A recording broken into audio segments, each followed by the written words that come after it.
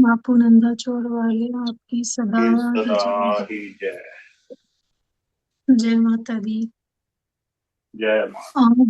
आज नवरात्र के छठे दिन माँ कात्यायनी की पूजा की जाती है। जैसा कि पांचवें अध्याय में हमने ये कथा पढ़ी थी, माँ दुर्गा सप्तशती के पांचवें अध्याय में, कि शुंभ और निशुंभ राक्षसों का आतंक मचा हुआ था चारों ओर। और हम्म, शुंभ और निशुंभ ने जो है माँ के अंबिका स्वरूप को हिमालय पर्वत पे देखा कि वो बहुत सुंदर दिख रही हैं। जो माँ अंबिका हैं वो पार्वती जी माँ से ही प्रकट हुई थी। पार्वती जी माँ एक बार गंगा जी के स्नान के लिए जा रही थी और देवता माँ की स्तुति कर रहे थे, क्योंकि वो शुंभ निशुंभ राक्षसों से परेशान थे बहुत। तो माँ पार्वती ने उनसे पूछा कि इनकी स्तुति कर रहे हो? तो तब माँ पार्वती के ही अंश से प्रकट हुई शिवा, और उन्होंने स्वयं ही उत्तर दिया कि ये तो जो है माँ की उपासना कर रहे हैं जिन्होंने महिषासुर का वध किया था। तो उस समय जो शिवा प्रकट हुई थी, उन शिवा के ही जो माँ पार्वती से प्रकट हुई थी, दो अंश हुए, एक माँ अंबिका और एक माँ कालिका। माँ अंबिका जिस समय प्रकट हुई वो बहुत सुंदर थी, वो तो हिमालय पे रहने लगी थी। और बाकी जो पार्वती जी का शेष स्वरूप बचा था वो बिल्कुल काला पड़ गया था, जिससे माँ कालिका प्रकट हुई। और जो माँ कालिका है वो सारे संसार में विचरने लगी। दोबारा तो बताना कैसे काला कैसे पड़ गया था मैया का रंग। माँ पार्वती जी के अंश से ही माँ अंबिका प्रकट हुई थी। तो माँ अंबिका जिस अंश से प्रकट हुई थी, जैसे ही वो स्वरूप बाहर आया, तो जो शेष स्वरूप रहा माँ पार्वती जी का वो बिल्कुल काला पड़ गया था। उसी स्वरूप से माँ कालिका प्रकट हुई। और जो अंबिका माँ थी वो तो हिमालय पे रहने लगी थी, और माँ कालिका इस संसार में विचरण करने लगी। तो जिस समय शुंभ और निशुंभ राक्षसों से युद्ध होता है, तो माँ अंबिका और कालिका दोनों ने ही युद्ध किया था राक्षसों से। हम्म। तो शुंभ और निशुंभ को पता चलता है कि माँ अंबिका हिमालय पे रहती हैं और बड़ी सुंदर स्वरूप वाली हैं। तो उनके मन में इच्छा हुई कि हम इनसे विवाह करेंगे, ये तो स्त्री रत्न है, हम इन्हें ले लेते हैं। उन्होंने अपने दूत को भेजा। तो दूत वहां गया, सारा संदेश ले गए, लेकिन माँ ने ये कहा कि मैं तो उसका वरण करूंगी, वो मेरा स्वामी बनेगा जो मुझे संग्राम में जीत लेगा। हम्म। बहुत कोशिश की दूत ने, लेकिन माँ नहीं मानी, और माँ ने कहा ये मेरी प्रतिज्ञा है। अब इस हम्म। प्रतिज्ञा को और इस बात को जो है लेके दूत जो है शुंभ और निशुंभ के पास पहुंचता है। और ये माँ श्री दुर्गा सप्तशती का छठा अध्याय प्रारंभ होता है। सर्व मंगल मांगल्ये शिवे सर्वार्थ साधिके शरण्ये त्र्यंबके गौरी नारायणी नमोस्तुते।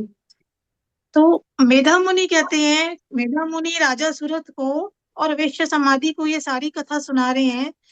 कहते हैं कि जब ये सारी बात सुनी दूत ने, तो वो दैत्यराज के पास आया, शुंभ के पास, और सारी बात बताई कि माँ ने ऐसे ऐसे कहा है। तो शुंभ को बड़ा क्रोध आया। कहता अच्छा, मेरे सेनापति धूम्रलोचन को बुलाओ। और उस राक्षस को बुलाया कि जाओ धूम्रलोचन, अपनी सारी सेना को लेकर जाओ और उसके केश घसीटते हुए बलपूर्वक उसे यहाँ ले आओ। और अगर कोई उसकी रक्षा के लिए आए और उसके आगे कोई खड़ा हो तो उसे मार डालना।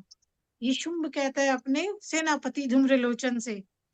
मेधा ऋषि कहते हैं कि जब शुंभ ने ये आज्ञा दी, तो धूम्रलोचन उस समय अपने 60,000 राक्षसों की सेना को साथ लेके तुरंत वहां से चल दिया।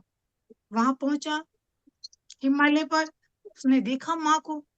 अब ललकारते हुए कहने लगा, सेनापति धूम्रलोचन ललकार रहे माँ को, कहने लगा, अरे तू शुंभ निशुंभ के पास चल, यदि प्रसन्नता पूर्वक नहीं चलेगी तो मैं पकड़ कर घसीट कर तुझे ले जाऊंगा। और माँ बोली, तुम्हें दैत्यों के राजा ने भेजा है, तो तुम स्वयं भी बलवान हो और इतनी विशाल सेना लेके यहाँ आए हो, मैं तुम्हारा क्या कर सकती हूँ, पता है तुम्हें? ऐसा कहते ही अब धूम्रलोचन को तो क्रोध आया और वो दौड़ा माँ की ओर। और तब माँ अंबिका ने हूँ शब्द के उच्चारण से उसे भस्म कर दिया। और फिर तो एक दूसरे पर तीखे बाणों की बारिश होने लगी, फरसों की बारिश शुरू हो गई। और इतने में जो देवी का वाहन था सिंह, वो भी क्रोध में भरकर भयंकर गर्जना करके जो है अपने गर्दन के बालों को हिलाता हुआ उस असुरों की सेना में कूद गया।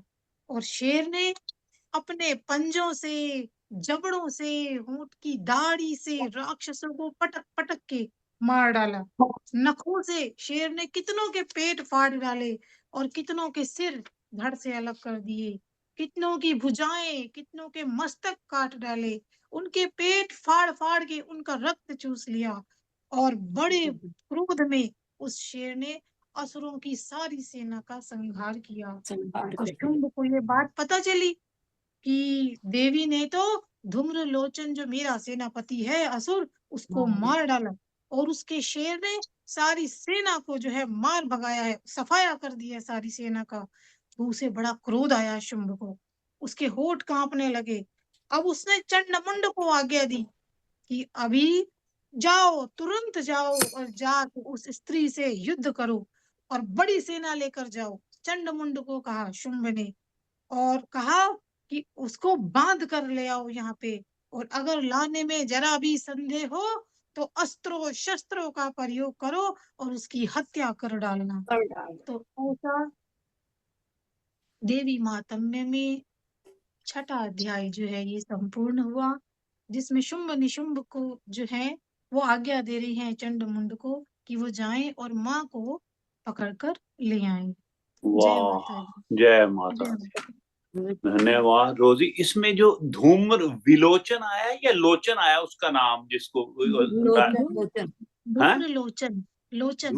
धूम्र लोचन। और मैया हाँ की जी। आरती में आता है धूम्र विलोचन नैना, वो जो आता है उसका, वो तो मैया के मतलब के आंखों की बात की है। धूम्र विलोचन नैना। धूम्रलोचन होता है, बोलने वाले बोल देते विमोचन, धूम्रलोचन होता है वैसे, धूम्रलोचन। धूम्र आप पढ़ते हैं धूर्म, धूम्र। हाँ धूर्म, धूम्र धूम्रलोचन, धूर्म धूम्रलोचन। धूर्म है वो, धूम्र नहीं है, धूम्र विलोचन नहीं है। मैं तो धूम्र धूम विलोचन ही भैया, सुना है। धूम पे र, धूम्रलोचन। धूर्म है, धूम्र नहीं है। अच्छा, तो उसका क्या हाँ। मतलब होता है? इसके बारे चलो में तो नहीं चलो, पता एनीवे मुझे। एक जयकारा लगा दो अब। हो जगदम्बे नेक्स्ट माता एक और की कर दो, हाँ जय। जी। मैया एक और हाँ कर दो, एक जी और जी। पढ़ लो। जय माता दी। जय जगदियां माता। जो माता आपकी की सदा। सदा ही जय। वाह जी वाह। नवरात्रों के 7वें दिन माँ कालरात्रि की पूजा की जाती है। और 7वें अध्याय में माँ दुर्गा सप्तशती के 7वें अध्याय में देवी माँ ने जो चंड मुंड, जिनको शुंभ निशुंभ ने आज्ञा दी कि जाओ और जाके माँ से युद्ध करो, वो आते हैं और उन दैत्यों का माँ जो है संहार करती है। अब शुंभ की आज्ञा मिली और चंड मुंड जो है वो युद्ध के लिए जाते हैं और देवी को हिमालय पर्वत पर देखते हैं कि बड़ी सुंदर नजर आ रही है, मंद मंद मुस्कुरा रही है माँ। और वो असुर ऐसा स्वरूप देखकर युद्ध के लिए आगे बढ़ रहे हैं। अब देवी माँ को देख के किसी ने धनुष तान लिया, किसी ने तलवार संभाल ली, और माँ अंबिका ने उन शत्रुओं पे क्रोध किया। जब इतना क्रोध किया तो उनका मुख काला पड़ गया, भुहें टेढ़ी हो गई और त्रिकाल मुखी काली प्रकट हुई, जो काली। तलवार और पाश लिए हुए थी।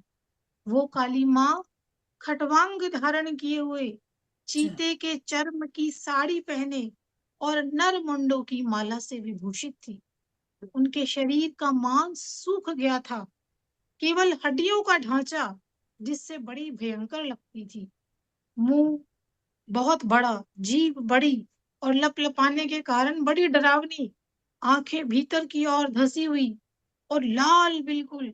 संपूर्ण दिशाओं में भयंकर गर्जना गुंजा रही थी और बड़े बड़े राक्षसों का वध करती वो काली देवी दैत्यों की सेना पे टूट पड़ी और उन सबका भक्षण करने लगी, उनको खाने लगी। अब माँ काली अंकुशधारी महावत जो थे योद्धाओं और कितने ही हाथियों को एक साथ पकड़ पकड़ के अपने मुंह में डाल लेती थी। घोड़े, रथों और सारथियों के साथ सैनिकों को मुंह में डालकर बड़े भयानक रूप से माँ चबा डालती थी। किसी के बाल पकड़ लेती, किसी का गला दबा देती, पैरों से कुचल डालती और किसी को छाती के धक्के से गिराकर मार डालती।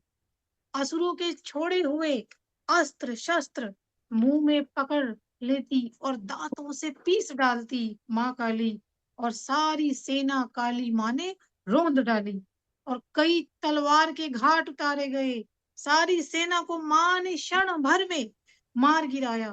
अब ये देख के कि कैसे मेरी सेना मारी जा रही है, चंड और मुंड राक्षस लड़ने आए हुए थे, तो जो चंड था वो माँ की ओर दौड़ा और मुंड ने बाणों की वर्षा करनी शुरू कर दी और माँ को चक्रों से आच्छादित कर दिया। अब माँ ने वो चक्र अपने मुंह में ऐसे लिए जैसे सूर्य के बहुतेरे मंडल बादलों के उदर में प्रवेश कर रहे हों।